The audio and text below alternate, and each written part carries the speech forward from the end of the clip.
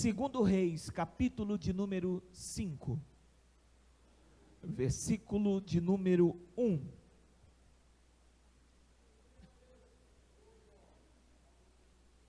Se alguém do seu lado não tem uma Bíblia, você pode convidar essa pessoa para ler com você. Caso haja dificuldade para achar, ajude esse irmão que está do seu lado para que ele possa achar.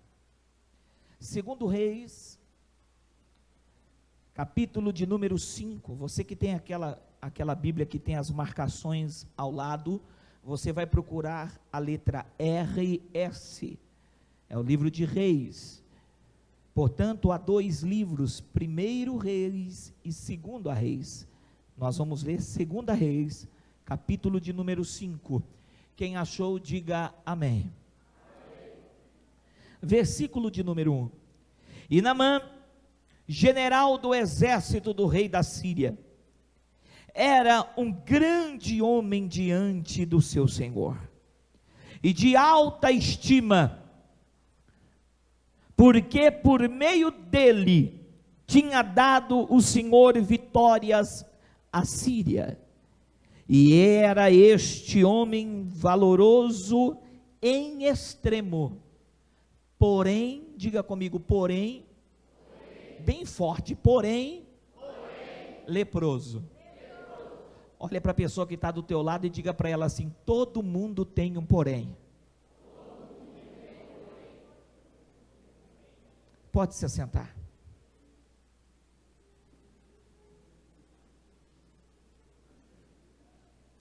Irmãos, eu preciso da sua atenção, porque a palavra vai ser muito rápida, objetiva, porém, detalhes são importantes na história. A história como um todo, todos que estão aqui já conhecem de uma maneira ou de outra. Dificilmente alguém que esteja aqui no nosso meio, algum dia em sua vida, já não ouviu falar sobre Naamã e sobre os 7 mergulhos que ele fez no Rio Jordão. Todo mundo sabe da história como um todo, mas detalhes são imprescindíveis para você extrair revelações profundas da história. Portanto, a leitura que nós fizemos, eu destaquei a palavra porém. Depois das qualidades expressas do Naamã. Quem era Naamã? Naamã era o cara. Naamã era o principal líder do exército da Síria, um homem que vivia dentro do palácio do rei, um homem vitorioso, um herói de guerra. Não foram poucas as vitórias que ele obteve, foram inúmeras. Era um sujeito de renome. Acredito eu, que era o tipo de pessoa que quando passava pela rua, as pessoas o reverenciavam, e por que não dizer, até mesmo olhavam para ele, e desejavam ser como ele. Possivelmente, as pessoas olhavam para ele e diziam: que homem de sorte, que homem vitorioso, que cara extraordinário, como eu queria estar no lugar dele, como eu queria ser o Naamã. As pessoas conheciam Naamã por aquilo que ele conquistou, pelos patamares elevadíssimos que ele chegou. Certamente, o nível mais alto que um ser humano da época poderia desejar. As pessoas conheciam ele pela fama, pelas vitórias, conhecia ele como o general poderoso que subia no seu cavalo e andava pela Síria. Só que a Bíblia fala que esse homem valoroso em extremo, ele tinha um porém. Esse homem que tinha dinheiro, tinha fama, tinha poder, tinha sucesso, tinha vitórias inúmeras. Esse homem que a Bíblia menciona as suas qualidades morais, esse homem tinha um porém. E o porém, na vida de Naamã, era uma doença incurável. Para a época, a lepra era a pior das doenças, porque não havia remédio e tratamento para tal. Era uma doença que apodrecia a pele, a carne, formava feridas infeccionadas, e a pessoa ia sendo devorada pela doença viva. Durante um tempo, Naamã conseguiu esconder-se por detrás da sua armadura, sem que as pessoas percebessem. Porém, se na rua, no palácio, ninguém percebia o homem doente e podre, condenado à morte, Naamã sabia quem ele era de verdade quando chegava dentro de casa. Porque dentro de casa não havia herói, dentro de casa não havia poderoso comandante, dentro de casa não havia o homem de confiança do rei, dentro de casa era um ser humano comum, que quando tirava a couraça, as suas vestiduras, se via um homem condenado, se via um homem doente, se via um homem com pouco tempo de vida. Quando eu penso nessa mensagem, eu penso que a realidade de muitas pessoas no nosso tempo não é diferente. Pessoas que têm poder, status, pessoas que têm dinheiro, têm carro, têm moto, têm casas, sítio, fazenda, serviço muito bom, salário muito bom, alguns até com a sua própria empresa, mas dificilmente você vai encontrar uma pessoa que, apesar das suas conquistas externas, ela não possua um porém na vida dela. Um porém que as suas conquistas externas não têm poder para resolver. Existem coisas que as faculdades, doutorados, pós-graduações, que alguns aqui fizeram, existem poréns que isso não resolve. Existem problemas que um carrão importado não resolve. Existem problemas que o dinheiro não resolve. Existem problemas que o fato de você fazer parte de um grupo pequeno da cidade de Itapetininga, de pessoas supervalorizadas, ou de um grupo maior, seja lá qual for, existem problemas que privilégios que você adquire não resolvem. Não são poucas as pessoas que nos ligam, que vão até as nossas residências e igrejas, que moram em condomínios, que têm carrões, e vêm chorando e dizendo: eu sou infeliz,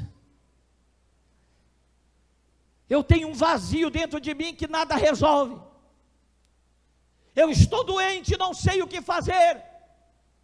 Amigos, existem alguns poréns da nossa vida, que tudo aquilo que você conquista no externo, não resolve.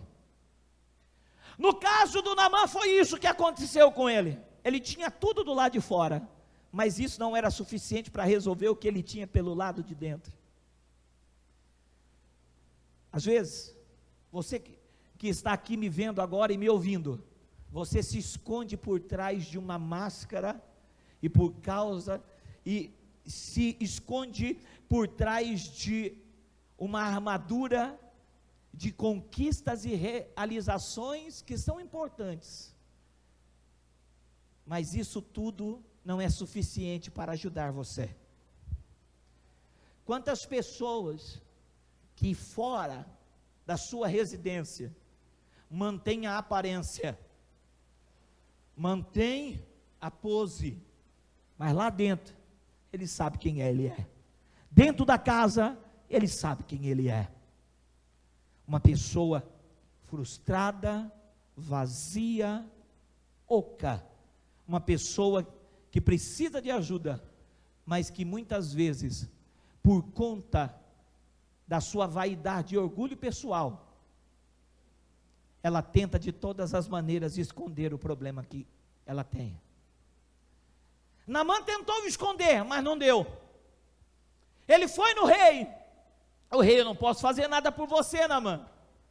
Você é homem de minha confiança.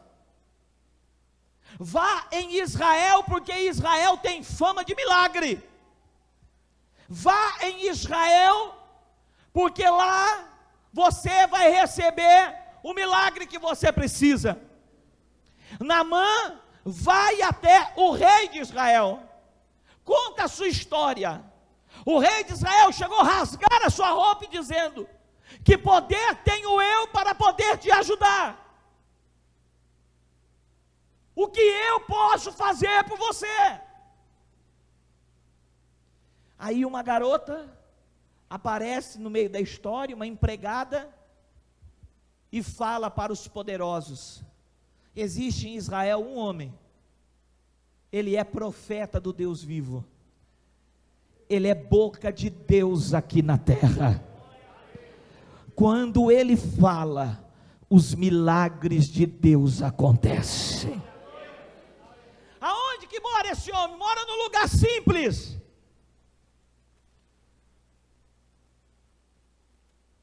Naamã foi atrás dele. Chegando lá, o profeta não quis atendê-lo, mas mandou para ele, através do empregado, uma direção: vá até o Jordão, mergulhe 7 vezes na água do rio Jordão, e a sua pele ficará como a pele de uma criança. Naamã questionou a direção do homem de Deus, dizendo que na sua terra havia rios melhores do que o rio Jordão, rios mais importantes do que o rio Jordão. Eu fico vendo às vezes alguns pregadores, por pura ignorância e falta de conhecimento, falar que o rio Jordão é um rio podre, um esgoto ao ar livre. Uma vez eu vi um pastor falando essa asneira. O rio Jordão, ele é magnífico, porém, ele é estreito. Ele é estreito, ele não é largo. A sua beleza não está na sua largura. As águas do Jordão são águas límpidas, verdes, por causa do efeito que tem das árvores, das folhas que caem e vão para o fundo das águas, o fundo, um barrento, lama, mas a água é limpa, linda a água. Porém, é um rio pequeno. E Naamã disse: não, olha a minha posição, não pode o meu milagre estar nas águas desse rio, eu tenho que ir em outros da minha terra. Ele estava decidido a ir embora. Aí um dos soldados dele, eu vou falar na linguagem de hoje para vocês entenderem. Se você veio até aqui, passou por tudo que você passou, expôs a sua vida para o rei da Síria, para o rei de Israel, para o profeta, O que te custa entrar nessa água? O que te custa entrar nessa água, obedecer à direção que ele te deu? Naamã caiu em si e desceu nas águas. E todo mundo sabe qual foi o resultado. O que eu quero que os senhores entendam, que quando as suas conquistas pessoais não são suficientes para resolver os seus problemas, primeira coisa que os senhores precisam ter em mente: reconhecer a grandeza de um Deus que pode resolver todos os seus problemas. Naamã teve que se render a um Deus desconhecido pelo seu povo, mas um Deus de milagres. Segunda coisa que eu entendo: todas as vezes que você tiver um porém na sua vida, você precisa de um profeta sobre a sua vida. Toda pessoa que não tem profeta, lhe falta direção. O milagre não estava no profeta, o milagre estava na direção que o profeta deu. Entenda, para você sair do problema que você está enfrentando, você precisa de um profeta sobre a sua vida.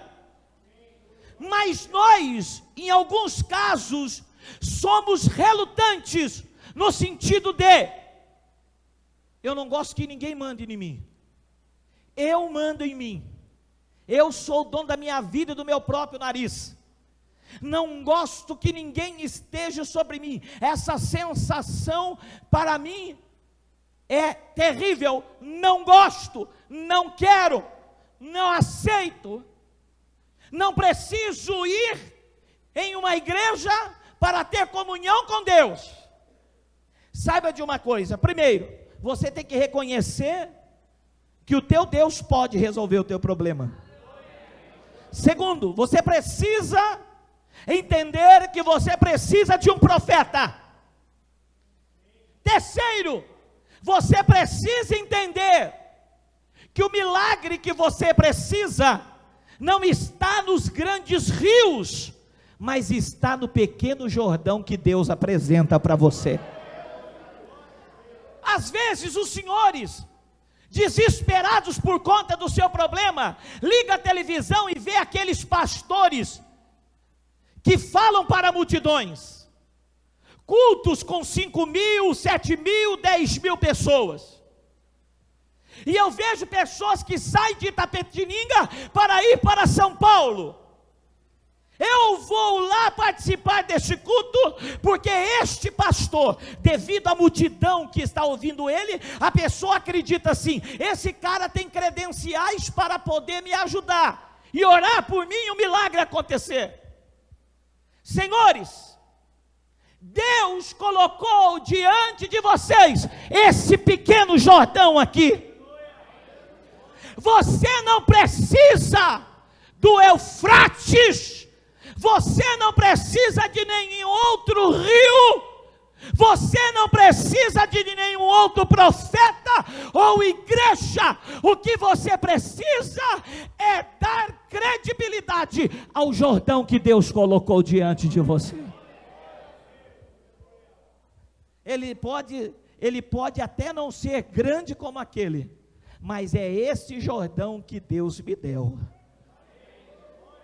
É nesse Jordão que está a minha bênção, é neste Jordão que está o meu milagre, é neste Jordão que está a minha libertação de vícios, é neste Jordão que está a mudança da minha vida sentimental, é neste Jordão que está a mudança da minha vida profissional, é neste Jordão que está a mudança da minha vida espiritual e do meu ministério. O diabo quer que você ignore a voz do profeta profeta e o Jordão que Deus te deu. Não faça isso. Você já passou por muitas coisas para poder chegar até aqui e valorizar o Jordão do outro. Valorize o teu Jordão, porque é nesse Jordão que Deus enviou um milagre para você receber.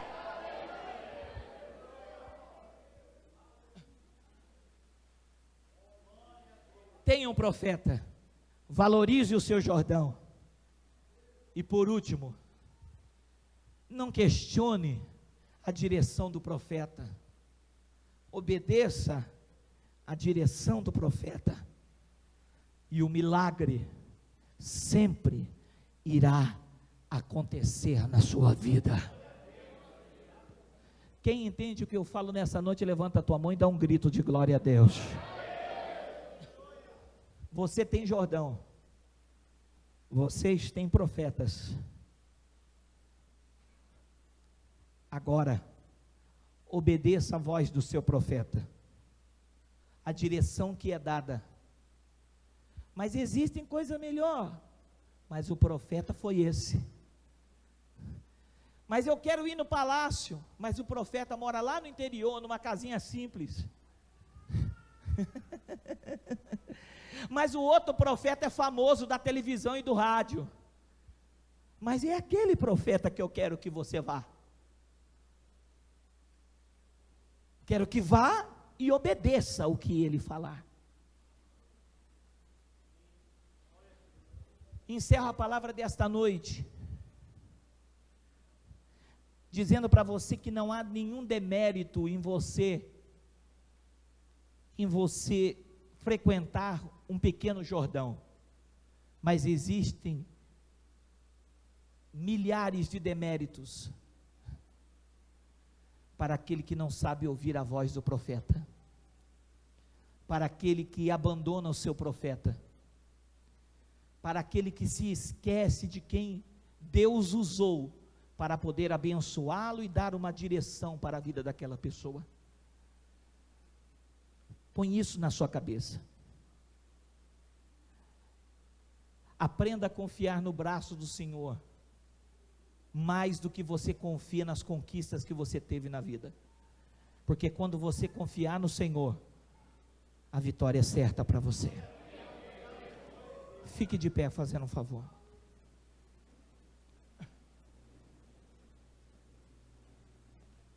Quero chamar o